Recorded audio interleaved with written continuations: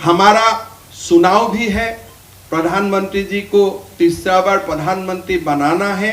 ये हमारा देश का दायित्व है। जब 2014 में प्रधानमंत्री जी प्रधानमंत्री बना था, तब तो हमारा ये था कि बहुत दिन कांग्रेस का सरकार हो गया, एक बीजेपी का प्रधानमंत्री बने। लेकिन आज ये समय आ गया है कि प्रधानमंत्री जी को खुद प्रधानमंत्री बनने का कितना जरूरत है मैं नहीं जानता हूं, लेकिन देश को आज नरेंद्र मोदी का जरूरत है। प्रधानमंत्री जी और 10 साल आगे प्रधानमंत्री बने रहे तो हमारा देश को कोई इंपोर्ट नहीं करना पड़ेगा, हम आत्मनिर्भरशील भी बन जाऊंगा, हमारा इकोनॉमी भी तीसरा तो बनी जाएगा। प्रधानमंत्री जी गारंटी से बोल रहा है कि हमारा ये मेरा गारंटी है, तीसरा बन जाऊंगा। तीसरा मतलब जापान से भी आगे बन जाना। और साथ साथ में मैं ये मानता हूं कि साइंस, टेक्नोलॉजी, वुमेन एम्पावरमेंट, हर सेक्टर में हमारा देश नंबर 1 बनेगा, इसमें कोई संदेह नहीं है। खाली प्रधानमंत्री जी को हमें 10 साल के लिए और आगे भी जितना हो सकता है प्रधानमंत्री जी हमारा देश का नेतृत्व दे, इसलिए हमें काम करना है। कांग्रेस वाला बोलता है कि हमारा इंडिया का सरकार बनेगा, हम बोला देखो हमारा भारत का सरकार बनेगा, दिल्ली में शपथ होगा।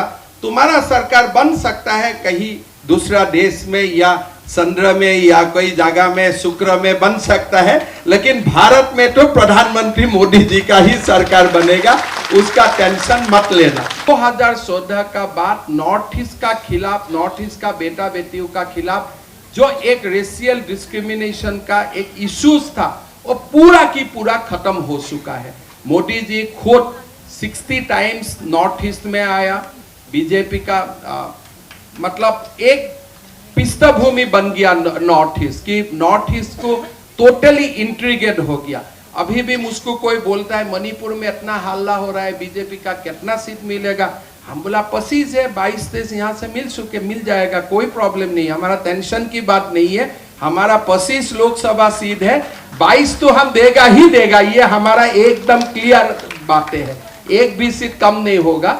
ये इतना कॉन्फिडेंस से हम इसलिए बोल सकता हूँ because transformation is unimaginable, it has reached every house hold. ये बात नहीं कि गुवाहाटी में कुछ हुआ है, हर घर में आज ऐसा ये है कि कोई गांव में भी हम जाते हो, हर गांव में मोदी जी का कोई एक ना एक काम, पर एक हिताधिकारी भी हो गया, वो एक है, एक ना एक कोई डेवलपमेंट काम हमको दिखाई देगा ही देगा। आज जल जीवन मिशन हो, हमारा प्रधानमंत्री सड़क योजना हो, सारे पहले भी स्कीम होता था लेकिन नॉर्थ ईस्ट तक नहीं पहुंचता करता था। इसलिए कांग्रेस का शासन था, दिल्ली से आते थे और यहाँ डकैती भी हो जाता था, लेकिन अभी मोदी जी का शासन में डकैत लोग भी गायब हो गया और पूरा पैसा गांव तक जा रहा है, पूरा पैसा डेवलपमेंट का काम में आ रहा है। और इसके लिए नॉर्थ ईस्ट में आज अनइमेजिनेबल ट्रांसफॉर्मेशन है।